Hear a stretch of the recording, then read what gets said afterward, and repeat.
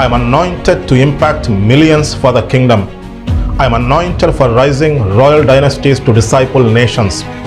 I am anointed to produce massive wealth for kingdom impact in Jesus' name. దేవునితో సమస్తము సాధ్యమే. మనము దేవుని చిత్తానుసారంగా ఏది అడిగినా దేవుడు మన మనవి ఆలకిస్తాడు. రెండవది, మీరు ప్రార్థన చేయనప్పుడల్లా మీరు అడుగు వాటి నెలను పొంది ఉన్నామని నమ్ముడి, అప్పుడు వాటిని మీరు పొందుకుంటారు. మనం ప్రార్థన చేసిన ప్రతి దాన్ని పొందుకున్నామని ఎలా నమ్ముతాం? కన్ఫెషన్. మీరు విశ్వాసంతో కన్ఫెషన్స్ చెప్పండి. మీ జీవితాన్ని సరిచేసుకోండి. దేవుని పనికి సపోర్ట్ చేస్తూ చెప్పండి. మీ జీవితంలో అద్భుతమైన కార్యాలు జరుగుతాయి. ఫర్ ఎగ్జాంపుల్, మీరు బలహీనతల్లో ఉన్నారు. దేవుని చిత్తం ఏంటి? మనం స్వస్థత పొందాలి. ఆయన పొందిన గాయముల చేత మనము స్వస్థత పొంది ఉన్నాము అని చెప్పి బైబిల్లో రాయబడింది. యేసు ప్రభు పొందిన గాయముల చేత మేము స్వస్థత పొంది ఉన్నాము అని మీరు విశ్వాసంతో పలకాలి. ఆర్థిక సమస్యలో ఉన్నట్లయితే యేసు నామంలో మేము ఆశీర్వాదం పొంది ఉన్నాము అని పలకాలి. ఎందుకంటే దేవుడు మనల్ని ధర్మశాస్త్రం యొక్క శాపం నుంచి విడిపించి అబ్రహాము పొందిన ఆశీర్వాదానికి మనల్ని వారసులుగా చేశారు. ఈరోజు మనం దేవుని రాజ్యం మన మధ్యలో ఉన్నది అనే అంశాన్ని ధ్యానించుకుందాం. విశ్వాసంతో వీక్షించండి, ఖచ్చితంగా గొప్ప కార్యాలు పొందుకుంటారు. మహాపరిశుద్ధుడ, సర్వశక్తి కలిగిన దేవ, ఈ కార్యక్రమాన్ని లక్షల మందికి ఆశీర్వాదకరంగా దీవించండి. వారు అనేకమైన మర్మాలు తెలుసుకుని వాళ్ళ జీవితాన్ని మార్చుకొని వాళ్ళ జీవితాల్లో గొప్ప కార్యాలు పొందుకుని అనేక మందికి ఆశీర్వాదకరంగా ఉండాలి. మీ చిత్తాన్ని నెరవేర్చాలి. అలాగున దీవించమని నజరేయుడైన యేసు నామములో అడిగి వేడుకుంటున్నాం తండ్రి, ఆమేన్. బైబిల్ చూసినట్లయితే మార్కు సువార్త 1వ అధ్యాయం 15వ వచనం. యేసు ప్రభువు తన పరిచర్య ఇలా ప్రారంభిస్తారు. కాలము సంపూర్ణమై ఉన్నది, దేవుని రాజ్యము సమీపించి ఉన్నది, మారు మనస్సు పొంది సువార్త నమ్ముడని చెప్పుచు దేవుని సువార్త ప్రకటించుచు గలిలయకు వచ్చాను. యేసు ప్రభు మొట్టమొదటిగా చెప్పిన మాటలు ఇవి. కాలము సంపూర్ణమై ఉన్నది, దేవుని రాజ్యము సమీపించి ఉన్నది, మారు మనస్సు పొంది సువార్తను నమ్మండి. యేసు ప్రభు దేవుని రాజ్యాన్ని మన మధ్యకు తీసుకొచ్చారు. తరువాత లూకా సువార్త 17వ అధ్యాయం 20-21 వచనాలు చూసినట్లయితే, దేవుని రాజ్యము ఎప్పుడు వచ్చునని పరిసయ్యులు ఆయన అడిగినప్పుడు ఆయన దేవుని రాజ్యము ప్రత్యక్షముగా రాదు, ఎందుకనగా ఇదిగో దేవుని రాజ్యం మీ మధ్యనే ఉన్నది గనుక ఇదిగో ఎక్కడని అదిగో అక్కడనని చెప్ప వీలుపడదని వారికి ఉత్తరం ఇచ్చాను. యేసు ప్రభు శాస్త్రులకి పరిసయ్యులకి వాళ్ళు ఒక ప్రశ్న అడిగినప్పుడు, దేవుని రాజ్యం ఎప్పుడు వస్తుంది అని అడిగినప్పుడు ఇచ్చిన సమాధానం ఏంటంటే, దేవుని రాజ్యం మన మధ్యలోనే ఉంది. యేసు ప్రభు దేవుని రాజ్యాన్ని మన మధ్యలోకి తీసుకొచ్చారు. దీని గురించి తెలుసుకుంటే మొత్తం మీ జీవితం మారిపోతుంది, మొత్తం మీ పరిస్థితులు మారిపోతాయి. చాలామంది సమస్యల్లో ఇబ్బందుల్లో ఉన్నప్పుడు వాళ్ళకి యేసు ప్రభు చెప్పిన మాట ఏంటంటే, ఆయన నీతిని ఆయన రాజ్యాన్ని మొదట వెతుకుడి, మీకేం కావాలో దేవునికి తెలుసు, అవన్నీ మీకు అనుగ్రహించబడును. ప్రతి సమస్యకి పరిష్కారం దేవుని రాజ్యంలో ఉంది. యేసు ప్రభు దేవుని రాజ్యాన్ని ఈ లోకానికి తీసుకొచ్చారు. దాని గురించి మనం లోతుగా ధ్యానించుకుందాం. అసలు మొదట ఏం జరిగింది, ఎక్కడ సమస్య వచ్చింది అనేది మీరు తెలుసుకుంటే ఈ వాక్యం ద్వారా మీరు గొప్ప కార్యాలు పొందుకుంటారు. దేవుడు ఆదాము అవను సృజించినప్పుడు తన పోలిక తన స్వరూపంలో వారిని సృజించాడు. దేవుడు నీతికి రాజు. బైబిల్ చాలా స్పష్టంగా చెప్తుంది. ఎప్పుడైతే ఆదాము అవ్వ దేవుని మాట వినలేదో ఆ నీతిని కోల్పోయారు, దాంతోపాటు సమస్తాన్ని కోల్పోయారు. అది ఎలా కోల్పోయారు, ఏం జరిగింది మనం జాగ్రత్తగా నేర్చుకుందాం. దేవుడు మనిషిని సృష్టించినప్పుడు చాలా గొప్ప ఉద్దేశంతో సృష్టించాడు. ఎంత గొప్ప ఉద్దేశం అంటే, మనం దేవుని పిల్లలం. యేసు ప్రభు వంశావళి గురించి రాస్తూ ఆదాము దేవుని కుమారుడు, ఆదాము దేవుని కుమారుడు, ఆ ఒక్క విషయం మీరు సరిగ్గా అర్థం చేసుకుంటే మొత్తం మీ జీవితం మారిపోద్ది. దేవుని కుమారుడు అనేది చిన్న విషయం కాదు. దేవుడు ఎవరు? సమస్త సృష్టిని సృజించాడు, సమస్త సృష్టిని తన వాక్కు చేత నడిపిస్తున్నాడు. అటువంటి దేవునికి మనం పిల్లలం. ఆ ఆలోచన మీ జీవితాన్ని మార్చేస్తుంది. ఆయన సమస్త సృష్టిని పరిపాలించే దేవుడు తన పిల్లలు ఎలా ఉండాలనుకుంటారు? దేవుడు తన పిల్లల కోసం భూమిని సృజించి వాళ్ళ పిల్లల్ని అంటే మనల్ని ఆశీర్వదించి ఏం చెప్పారు తెలుసు? ఆదామవ్వతో దేవుడు, మీరు ఫలించి అభివృద్ధి చెంది విస్తరించి భూమి నుంచి దాన్ని లోబరుచుకోండి. ఆకాశ పక్షులను, సముద్రపు చేపలను, భూమి మీద పాకు ప్రతి జీవిని ఏలుడని వారితో చెప్పాను. మీరు ఏలి పరిపాలించండి అని దేవుడు చెప్పాడు. భూమి మీద అధికారం దేవుడు మనకిచ్చాడు. మీరు ఏలి పరిపాలించండి. మనం ఫలించడానికి, అభివృద్ధి చెందడానికి, విస్తరించడానికి, భూమిని నిండించి దాన్ని లోబరుచుకోవడానికి కావలసిన సామర్థ్యం మొత్తం దేవుడు మనకిచ్చాడు. ఆ సామర్థ్యం ఎప్పుడు పనిచేస్తుందంటే మనం దేవునితో సహవాసం కలిగి ఉన్నప్పుడు ఆ సామర్థ్యం మనలో పనిచేస్తుంది. అంత గొప్పగా దేవుడు మనిషిని సృజించాడు. మనిషి పట్ల దేవుడు చాలా గొప్ప ఉద్దేశాలు కలిగి ఉన్నాడు. మీ తలంపులు వంటివి కాదు నా తలంపులు అని చెప్పి దేవుడు చాలా స్పష్టంగా చెప్తాడు. బైబిల్లో రాయబడి ఉంటుంది, భూమికి ఆకాశము ఎంత ఎత్తుగా ఉన్నదో మీ తలంపుల కంటే నా తలంపులు అంత ఉన్నతంగా ఉన్నాయని చెప్పి దేవుడు మాట్లాడతాడు. దేవుడు మన పట్ల కలిగి ఉన్న తలంపులు అంత ఉన్నతంగా, మన పట్ల కలిగి ఉన్న ఉద్దేశాలు అంత గొప్పగా ఉన్నాయి. అయితే ఆదాము అపవాది మాయలో పడి మొత్తాన్ని కోల్పోయారు. అది ఎలా జరిగింది అనేది మీరు గమనిస్తే ఆది కాండము 3వ అధ్యాయము 5-8 వచనాలు జాగ్రత్తగా వినండి. ఏలయనగా మీరు వాటిని తినుదినమున మీ కన్నులు తెరవబడుననియు మీరు మంచి చెడ్డలను ఎరిగిన వారై దేవతల వలె ఉందిరని దేవునికి తెలియనని స్త్రీతో చెప్పగా, అపవాది సర్పం రూపంలో వచ్చి అవ్వతో మాట్లాడుతుంది. మంచి చెడు జ్ఞానములిచ్చే వృక్షఫలం మీరు తిన్నప్పుడు మీ కన్నులు తెరవబడతాయి అని అపవాది అవ్వతో చెప్తుంది. చెప్పినప్పుడు 6వ వచనం చూడండి. స్త్రీ ఆ వృక్షము ఆహారమునకు మంచిదియు కన్నులకు అందమైనదియు వివేకమిచ్చు రమ్యమైనది ఇండుట చూచినప్పుడు ఆమె దాని ఫలముల్లో కొన్ని తీసుకొని తనతో పాటు తన భర్తకు ఇచ్చాను, అతడు కూడా తినెను. జాగ్రత్తగా ఈ 2 వచనాలు గమనించాలి. మనం లోతుగా ధ్యానించినప్పుడు దేవుడు బయలుపరిస్థితివన్నీ మనకు తెలుస్తాయి. 5వ వచనంలో అపవాదం ఏమంటుంది? మీరు మంచి చెడు జ్ఞానమిచ్చే వృక్ష ఫలములు తింటే మీ కన్నులు తెరవబడతాయి. 6వ వచనంలో ఏముంటుంది? ఆ స్త్రీ చూస్తుంది. చూసినప్పుడు ఆ వృక్ష ఫలములు కనులకు ఇంపుగా ఉంటాయి. ఈ రెండిటి మధ్య కాంట్రడిక్షన్ ఏంటి? దేవుడు ఆదాము అవ్వని సృజించినప్పుడు వాళ్ళ కన్నులు ఆత్మలోకంలో తెరవబడి ఉన్నాయి. వాళ్ళు ఆత్మలోకాన్ని చూస్తారు, భూమిని చూస్తారు. దేవుడు అంత గొప్పగా మనిషిని సృజించాడు. ఏదైనా వనంలో ప్రతిరోజు ముఖాముఖిగా దేవునితో మాట్లాడేవాళ్ళు, వాళ్ళు దేవుణ్ణి చూసేవాళ్ళు. వాళ్ళ ఆత్మనేత్రాలు తెరవబడి ఉన్నాయి. ఆత్మనేత్రాలు తెరవబడి ఉన్నప్పుడు ఆత్మలోకం, వాళ్ళు దేవుణ్ణి చూస్తారు. అలాగే ఈ భూలోకాన్ని కూడా చూస్తారు. స్త్రీ చూసింది. స్త్రీ చూసి అవి రమ్యంగా ఉన్నాయని చెప్పి అనుకుని కోసి తన భర్తకు కూడా ఇచ్చింది. 7వ వచనం. అప్పుడు వారిద్దరి కన్నులు తెరవబడెను. వారు తాము దిగంబరులమని తెలుసుకుని అంజురపు ఆకులు కుట్టి తమకు కచ్చడములుగా చేసుకొనిరి. చల్లపూటను ఆదామును అతని భార్య తోటలో సంచరించుచున్న దేవుడైన యెహోవా స్వరము విని దేవుడైన యెహోవా ఎదుటికి రాకుండా చెట్ల మధ్యను దాగుకొనగా, ఎప్పుడైతే మంచి చెట్లు జ్ఞానమిచ్చే వృక్షఫలం తిన్నారో వాళ్ళ ఆత్మీయ నేత్రాలు మూసుకుపోయినాయి, శరీర నేత్రాలు తెరవబడినాయి. ఇంకా వాళ్ళు ఆత్మలోకాన్ని చూడలేరు. వాళ్ళు దిగంబరులమని తెలుసుకుంటారు. దేవుడు తర్వాత వారిని పిలిచినప్పుడు వాళ్ళు వింటారు కానీ చూడలేరు. 8వ వచనంలో చాలా స్పష్టంగా ఉంటుంది. మీరు కావాలంటే మళ్ళా చదవండి, అంత మర్మం ఉంది. ఆది కాండం 3వ అధ్యాయము 5-8 వచనాలు.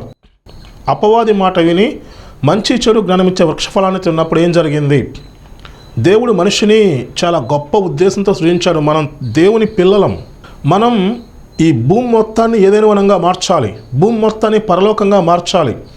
మనల్ని ఏలి పరిపాలించమని దేవుడు చెప్పాడు. దేవుని సహాయంతో మనం ఏలి పరిపాలిస్తాం. అంటే మన తండ్రి సహాయంతో. దేవుడు మన తండ్రి. అంత గొప్ప ఉద్దేశంతో దేవుడు సృజించాడు భూమిని. ఈ భూమిని మన చేతిలో పెట్టాడు. అయితే అపవాది మాట విన్నప్పుడు ఆత్మీయ నేత్రాలు మూసుకుపోయినాయి, శరీర నేత్రాలు తెరవబడినాయి. కనబడే ప్రపంచానికి పరిమితం అయిపోయాడు. ఈ కనబడే ప్రపంచంతో ఉన్న పెద్ద సమస్య ఏంటంటే ఇక్కడ ఏది శాశ్వతంగా ఉండదు. ఈ కనబడే ప్రపంచంలో శాపము, ఈ మరణము, దేవునితో సహవాసం లేదు, దరిద్రము, బంధకాలు అవన్నీ ఉన్నాయి. ఎందుకని దేవుడు అపవాదిని ఈ ప్రపంచానికి లిమిట్ చేశాడు, కనబడే ప్రపంచానికి. అపవాది ఏం చేశాడు? ఎంతో ఉన్నత స్థాయిలో ఉండాల్సిన మనిషిని, మనం దేవుని పిల్లలం, తన స్థాయికి దిగజారు చేశాడు.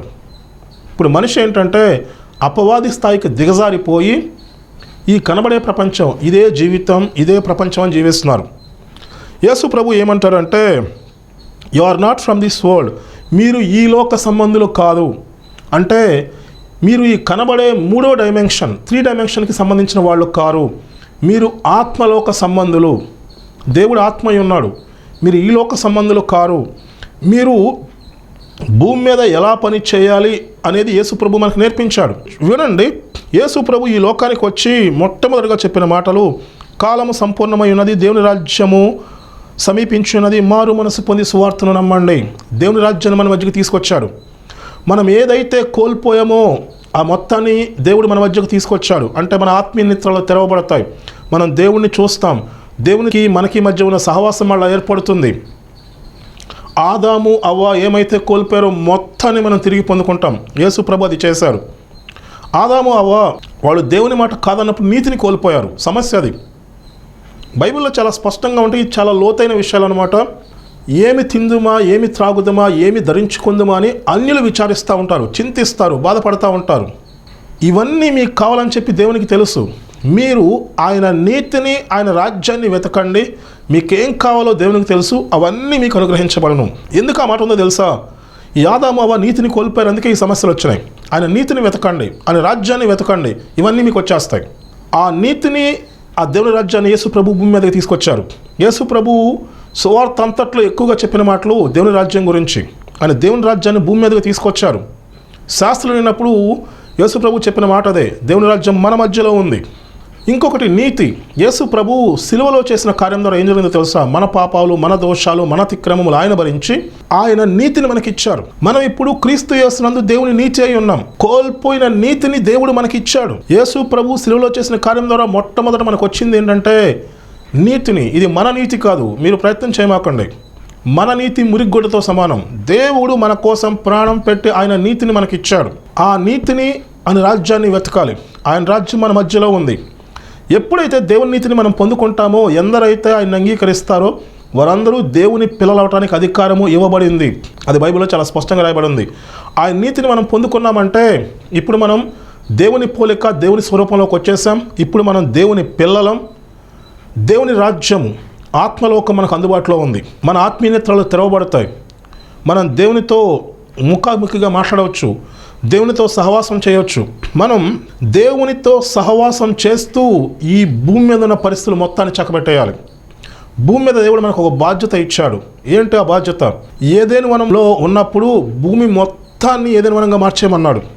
అంటే భూమి మొత్తాన్ని పరలోకంగా మార్చమన్నాడు. మనం ఆ పని చేయాలి. మీకు డౌట్ రావచ్చు, మనం పరలోకం వెళ్ళిపోవాలిగా, ఆ పని మనం చేయటం ఏంటని. బైబిల్లో ఎంత స్పష్టంగా ఉందంటే, తన శత్రువులు తన పాదముకు పాదపీఠముగా మారు వరకు యేసు ప్రభు తండ్రి కుడిపాసమున కూర్చుని ఉంటాడు.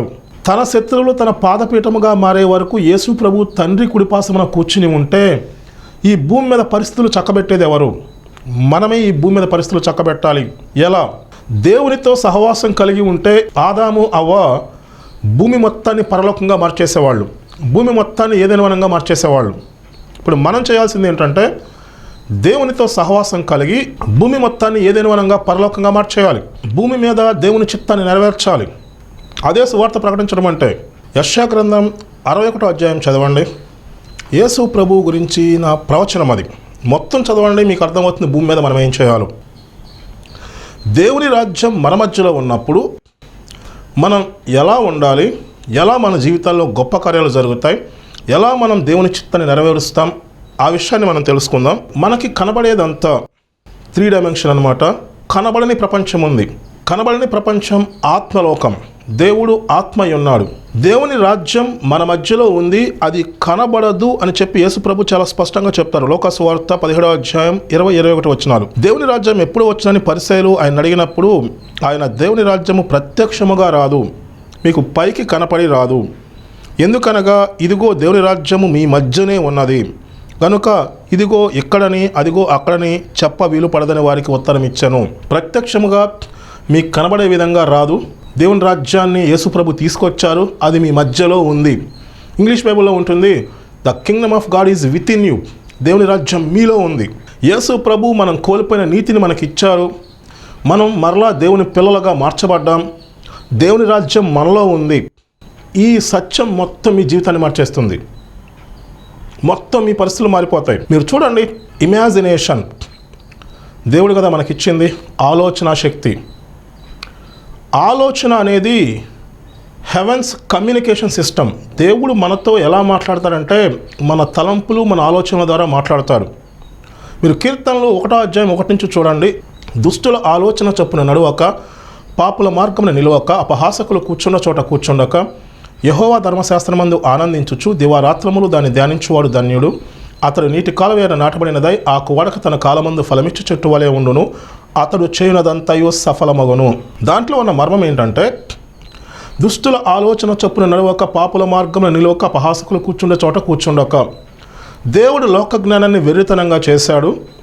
వాటి మీద దృష్టి ఉంచకుండా యెహోవా ధర్మశాస్త్రమందు ఆనందించుచు దివారాత్రములు దాన్ని ధ్యానించువాడు ధన్యుడు. దివారాత్రములు దేవుని వాక్యాన్ని ధ్యానిస్తే మనం దేవునితో సహవాసం కలిగి ఉంటే కొంత టైం అయ్యేసరికి ఏమవుతుందో చెప్పమంటారా? మనకి పరలోకానికి మధ్య కమ్యూనికేషన్ ఏర్పడుతుంది. నీ హృదయంలో ఏమున్నాయి? దేవుని మాటలు ఉన్నాయి. హృదయం నిండి ఉన్నదాన్ని బట్టి ఒకరి నోరు మాట్లాడుతుంది. మన హృదయంలో దేవుని మాటలు ఉంటే, మనం దేవునితో సహవాసం చేస్తుంటే దేవుని రాజ్యం ఎలా పనిచేస్తుందో మీకు చెప్తున్నాను. ఎప్పుడైతే మనం దేవునితో సహవాసం కలిగి దేవుని వాక్యాన్ని దివారాత్రములు ధ్యానిస్తూ ఉంటే ఆ గొప్పతనం మీకు తెలుస్తుంది. దావీదు అంటాడు, రుచి చూచి ఎరిగి తిని యెహోవా ఉత్తముడని. రుచి చూచి నేను తెలుసుకున్నాను దేవుడు ఉత్తముడు, దేవుడు గొప్ప దేవుడని. ఆ మర్మాలు మీకు చెప్తున్నాను. దేవుని వాక్యం ధ్యానిస్తూ దేవునితో సహవాసం కలిగి ఉంటే కొంత టైం అయ్యేసరికి మీకు పరలోకానికి మధ్య కమ్యూనికేషన్ ఏర్పడుతుంది. ఇమాజినేషన్ అనేది, ఆలోచన అనేది హెవెన్స్ కమ్యూనికేషన్ సిస్టమ్. పరలోకానికి మనకి మధ్య ఉన్న కమ్యూనికేషన్. మీరు ఫోన్ చేస్తారు కదా, ఇక్కడ నుంచి వేరే దేశంలో ఉన్న వాళ్ళతో మాట్లాడతారు, టెక్స్ట్ మెసేజ్లు పంపిస్తారు. పరలోకం నుంచి మనకి మెసేజ్లు వస్తాయి. మన ఇమాజినేషన్ అన్నమాట, మన ఆలోచన ద్వారా పరలోకం మనతో మాట్లాడడానికి ఒక కమ్యూనికేషన్ సిస్టమ్ దేవుడు ఏర్పాటు చేశాడు. దివారాత్రములు దేవుని వాక్యాన్ని ధ్యానిస్తూ ఉంటేనంట అతడు ఎలా ఉంటాడు? నీటి కాలవయర్న నాటబడినదై ఆకు వాడక తన కాలమందు ఫలమిచ్చు చెట్టు వలె ఉండును. అతడు చేయనదంతయు సఫలమగును. మనం ఎప్పుడైతే దేవుని వాక్యాన్ని ధ్యానిస్తామో, దేవునితో సహవాసం కలిగి ఉంటామో, లోకం విషయాలు పక్కన పెట్టేస్తాం, లోక జ్ఞానం పక్కన పెట్టేస్తాం. కొంత టైం అయ్యేసరికి లోతైన విషయాలు మనం తెలుసుకుంటాం. పరలోకానికి మనకి మధ్య కనెక్షన్ వస్తుందన్నమాట. దేవుడు మన ఆలోచనలు, తలంపుల ద్వారా మనతో మాట్లాడుతూ ఉంటాడు. దేవుడు మనల్ని డైరెక్ట్ చేస్తూ ఉంటాడు. ఎందుకంటే మనం దేవుని మాట వింటాం. ఎక్కువగా దేవునితో సహవాసం కలిగి ఉంటాం కాబట్టి దేవుని మాట వింటాం. విశ్వాసం ఎలా వస్తుంది? వినుట వలన వస్తుంది. దేవుని మాటలు వింటే విశ్వాసం వస్తుంది. మీరు బైబిల్ చదవండి. మీరు బైబిల్ చదివి దేవుని వాక్యాన్ని దివారాత్రములు ధ్యానిస్తూ ఉంటే కొంత టైం పడుతుంది. లోకం విషయాలు మొత్తం పక్కన పెట్టేసి దేవుని మాటలు ధ్యానిస్తూ ఉంటారు. దేవునితో సహవాసం కలిగి ఉంటారు. దేవుని మాటలు నమ్ముతారు. దేవుడు చెప్పింది చేస్తారు. అప్పుడు దేవుడు మిమ్మల్ని నడిపిస్తూ ఉంటాడు. దేవుని ఆలోచనలు మనలో వస్తాయి.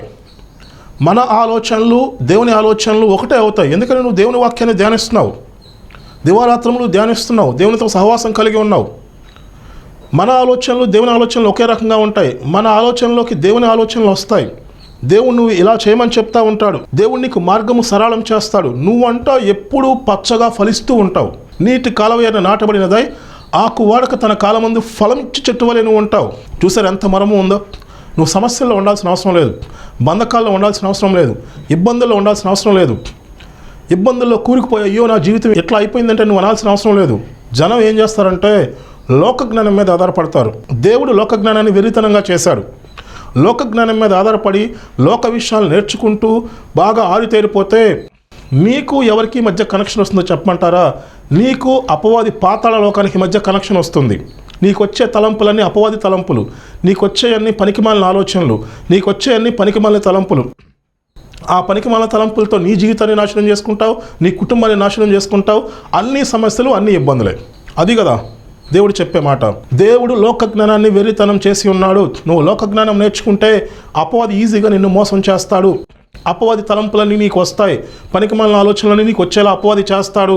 నువ్వేదో చర్చకు వచ్చి కూర్చుంటానని చెప్తావు, కానీ నీకు వచ్చే అన్ని పనికిమాలిన తలంపులే. ఆ తలంపులు నిన్ను డామినేట్ చేస్తాయి. ఆ తలంపులు నిన్ను పనికిమాలిన పనులు చేసేలా చేస్తాయి. ఆ తలంపుల ద్వారా నీ జీవితం నాశనం అయిపోద్ది. ఆ తలంపుల ద్వారా నీ కుటుంబాన్ని నువ్వు నాశనం చేస్తావు. అన్ని సమస్యలే, అన్ని ఇబ్బందులే, అంతా గందరగోళమే. ఎందుకంటే నీ కమ్యూనికేషన్ లోకంతో ఉంది. లోకంలో ఉన్న కమ్యూనికేషన్ అంటే అపవాదితో కమ్యూనికేషన్. నీకు వచ్చే తలంపులు, నీకున్న ఆలోచనలన్నీ అపవాద ఆలోచనలే. అలా అపవాది పనిచేస్తున్నాడు. దొంగతనము, హత్య, నాశనం వచ్చేది తప్ప మరి దేనికి రాడు. నేను గొర్రెలకు జీవమును అది సమృద్ధిగా కలుగుటకు వచ్చిందని మీతో నిశ్చయంగా చెప్తున్నాను. యేసు ప్రభు చెప్పిన మాట. కీర్తనలో 1వ అధ్యాయం చదవండి, మొత్తం మీ జీవితం మారిపోద్ది. మీ జీవితం ఎలా మారిపోద్దో బైబిల్లో స్పష్టంగా రాయబడి ఉంది. మీకు అర్థమైంది అనుకుంటున్నాను. మీరు ఏ స్థితిలో ఉన్నా, ఎన్ని సమస్యల్లో ఉన్నా, ఎంత గందరగోళంలో ఉన్నా దేవుని వాక్యం చదవండి, దేవునితో సహవాసం చేయండి. నేను అదే పని చేశాను. నేను జీవితంలో అన్ని రకాలుగా దెబ్బతిని నా సమస్యలకి ఏ పరిష్కారం లేక ఇంకా నా జీవితం ఎండ్ అయిపోయింది అనుకున్నాను. ఆ టైంలో నేను చేసింది ఏమనుకుంటున్నారు? ఎక్కువగా దేవుని వాక్యాన్ని ధ్యానిస్తూ దేవునితో సహవాసం చేశాను. నాకు అర్థం కాకపోతే మంచిగా వర్తమానం చెప్పే దైవజనులు వాళ్ళ వాక్యం విన్నాను. దేవునికి సంబంధించిన బుక్స్ చాలా చదివాను. అలా నేను 100ల కొలది బుక్స్ చదివేస్తాను, 1000ల కొలది వర్తమానాలు విన్నాను. ప్రతి సంవత్సరం బైబిల్ చదివేస్తాను. ఇప్పుడు నా తలంపులు, ఆలోచనలు మారిపోయినాయి. దేవుడు తన ఆలోచనలతో నన్ను నడిపిస్తున్నాడు. నా జీవితంలో అద్భుతమైన కార్యాలు జరిగినాయి. నేనున్న ఊబిలో నుంచి, సమస్యల నుంచి నేను బయటకు వచ్చేసాను. అనేకమైన మర్మాలు తెలుసుకున్నాను. నువ్వు దేవునితో సహవాసం కలిగి ఉంటే నువ్వు గొప్ప విజయాలు సాధిస్తావు.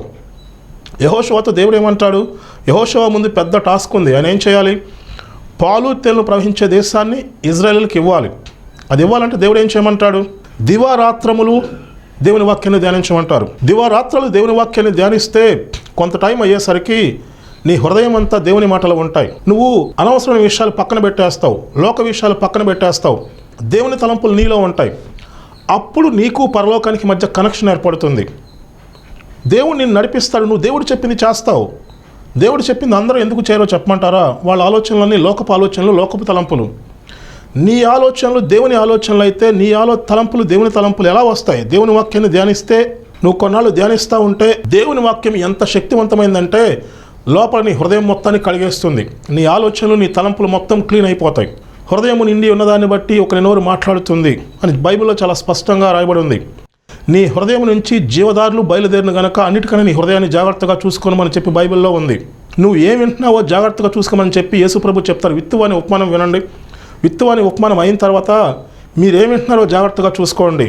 మీరు దేవుని మాటలు దివారాత్రములు ధ్యానిస్తే లోతైన విషయాలు మీకు వస్తాయి. అనవసరమైన విషయాలు పక్కన పెట్టేస్తారు. దేవుడు మిమ్మల్ని నడిపిస్తారు. మీరు ఆకు వాడక తన కాలమందు ఫలమిచ్చు చెట్టు వలె ఉంటారు. మీరు ఫలిస్తారు, మీరు ఆశీర్వదించబడతారు, మీరు ఉన్నత స్థాయిలో ఉంటారు, అనేక మందికి ఆశీర్వాదకరంగా ఉంటారు, మీరు దేవుని చిత్తాన్ని నెరవేరుస్తారు. అప్పుడు మీరు పరలోకం వెళ్తారు. మనం అది కదా చేయాల్సింది. మనం ఫలించాలి, మనం ఆశీర్వదించబడాలి. అది ఎలా జరుగుతుందంటే దేవుని రాజ్యం మన మధ్యలో పనిచేస్తుంది. దాంట్లో ఉన్న మర్మాన్ని మీకు చెప్పాను. దేవుని రాజ్యం మన మధ్యలో పనిచేస్తుంది. మన ఇమాజినేషన్, మన ఆలోచనల్ని దేవుడు కమ్యూనికేషన్ సిస్టంగా ఉపయోగించుకుంటారు. లేకపోతే అపవాదం ఉపయోగించుకుంటాడు. నువ్వు దేవుని మాట వినలేదనుకో, లోక మాటలు విన్నావు అనుకో, అపవాదం ఉపయోగించుకుంటాడు.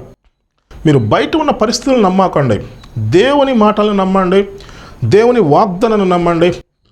దేవుడు బయట ఉన్న పరిస్థితులను మార్చేస్తాడు. 2 పేతురు 1వ అధ్యాయము 2-4 వచనాలు. తన మహిమను బట్టి, గుణాతిశయమును బట్టి మనల్ని పిలిచిన వాని గూర్చిన అనుభవ జ్ఞాన మూలముగా ఆయన దైవశక్తి జీవమునకును భక్తికిని కావలసిన వాటన్నిటినీ మనకు దయచేయుచున్నందున దేవుని గూర్చినట్టు మన ప్రభు అయిన యేసు ప్రభుని గూర్చినట్టు అయిన అనుభవ జ్ఞానము వలన మీకు కృపయు సమాధానము విస్తరించునుగాక. ఆ మహిమ గుణాతిశయములను బట్టి ఆయన మనకు అమూల్యములను అత్యధికములైన వాగ్దానములు అనుగ్రహించి ఉన్నారు. దురాశను అనుసరించుట వలన లోకముందున్న భ్రష్టత్వము ఈ వాగ్దానం మూలముగా మీరు తప్పించుకొని దైవ స్వభావమునందు పాలివారనట్లు వాటిని అనుగ్రహించాను. దేవుడంట ఈ జీవనానికి దైవభక్తికి కావాల్సిన మొత్తం దేవుడు మనకి ఇచ్చేశాడు. అవి ఎలా మనకు వస్తాయి? అమూల్యములైన వాగ్దానాలు ఉన్నాయి బైబిల్లో. వాగ్దానాన్ని నమ్మండి. మీరు ఎప్పుడైతే దేవునితో సహవాసం కలిగి ఉంటారో, దేవుని మాటలు నమ్ముతారో, నమ్ముట నీ వలనైతే నమ్మువానికి సమస్తము సాధ్యము. నువ్వు దేవుని మాటలను నమ్మండి, దేవుడు మీ బయట పరిస్థితులు మార్చేస్తాడు. మీరు నమ్మాలి.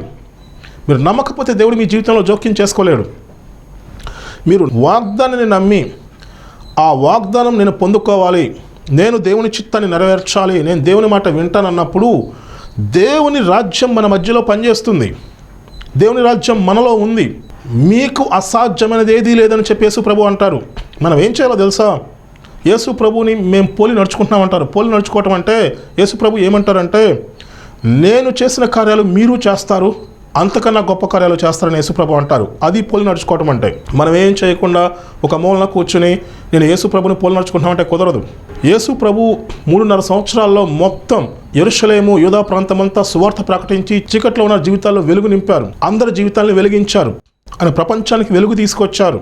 దేవుని రాజ్యాన్ని మన మధ్యకు తీసుకొచ్చారు. ఇప్పుడు దేవుని సహాయంతో మన ముందు ఒక గొప్ప మిషన్ అనమాట. చీకట్లో ఉన్న ప్రజల జీవితాల్లో వెలుగు నింపాలి, ప్రజల్ని బంధకాల నుంచి బయటకు తీసుకురావాలి, వాళ్ళు నిత్య జీవానికి నడిపించాలి, వారున్న ఊబిలో నుంచి బయటకు తీసుకురావాలి. అది దేవుని రాజ్యం, దేవుని నీతి గురించి మనం తెలుసుకున్నట్లయితే మన మధ్యలో దేవుని రాజ్యం ఉంది. అది ఎలా పనిచేస్తుందో కూడా చెప్పాను. మీరు ఎప్పుడూ ఫలిస్తూ ఉంటారు. నీటి కాలువ నాటబడి ఆకు వాడక తన కాలం ముందు ఫలమిచ్చు చెట్టు వలె ఉంటారు. మీరు ఆశీర్వదించబడతారు, అనేక మందికి ఆశీర్వాదకరంగా ఉంటారు, మీరు దేవుని చిత్తాన్ని నెరవేరుస్తారు. దేవుడు మిమ్మల్ని ప్రేరేపించినట్లయితే ఈ పరిచర్యకు ఆర్థికంగా సహకరించండి. నేను మీ గురించి ప్రార్థన చేస్తాను. ఈ వాక్యాన్ని అనేక మందికి షేర్ చేయండి, మరల వినండి. ఖచ్చితంగా మీరు గొప్ప కార్యాలు పొందుకుంటారు. మహాపరిశుద్ధుడు, సర్వశక్తి కలిగిన దేవా, ఈ వాక్యం వీక్షిస్తున్న ప్రతి ఒక్కరిని మీరు జ్ఞాపకం చేసుకోండి. వారి ఆత్మీయ నేత్రాలు తెరవచేయండి. మా మధ్యన దేవుని రాజ్యం ఎలా పనిచేస్తుంది, మీరు సెలవులో చేసిన కార్యం ద్వారా అసలు ఎన్ని పరిస్థితులు మారిపోతున్నాయి. ఈ సత్యాన్ని మేము తెలుసుకున్నట్లయితే మా పరిస్థితులు మొత్తం మారిపోతాయి. అసలు బంధకాల్లో, సమస్యలో, ఊబిలో, ఇబ్బందుల్లో ఉండాల్సిన అవసరం లేదు. మేము ఎలా ఉంటామంటే నీటి కాలువ ఏమైనా నాటబడినదై ఆకు వాడక తన కాలం ముందు ఫలమిచ్చు చెట్టు వలె ఉంటాం. అలా ప్రతి ఒక్కరూ ఉండాలి. ఎలా ఉండాలో ఈ వాక్యం ద్వారా తెలుసుకోవాలి. వాళ్ళ జీవితాలు మారాలి, వాళ్ళ పరిస్థితులు మారాలి, వాళ్ళున్న బంధకాల నుంచి విడుదల పొంది వాళ్ళు ఫలిస్తూ అనేక మందికి ఆశీర్వాదకరంగా ఉండాలి, మీ చిత్తాన్ని నెరవేర్చాలి. అలాగున లక్షల మందికి ఆశీర్వాదకరంగా ఈ వాక్యాన్ని దీవించమని నజరేయుడైన యేసు నామములో అడిగి వేడుకుంటున్నాం తండ్రి. ఆమెన్.